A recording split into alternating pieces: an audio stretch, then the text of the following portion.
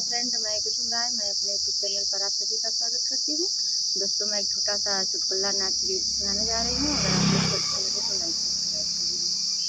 मिलल जमिनिया सरकारी बलम तरकारी वो आयदा हो।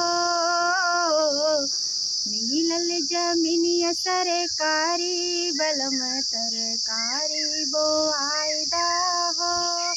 पहले से आलू गोभी बोआएदा, पहले से आलू गोभी बोआएदा। आधार खब पलिहारी बलम तरकारी बोआएदा हो।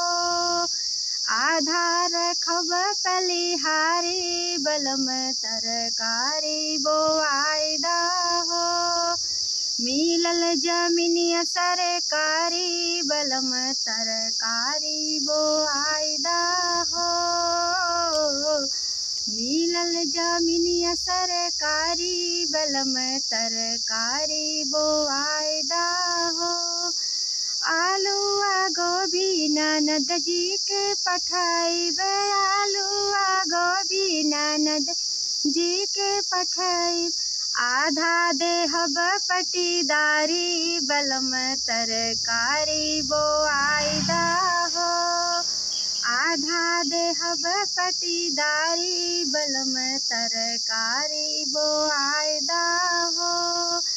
मिलल जमिनिया सरकारी बलम तरकारी बोआएदा हो। आलू गोभी ननद जी खई हैं, आलू गोभी ननद जी खई हैं।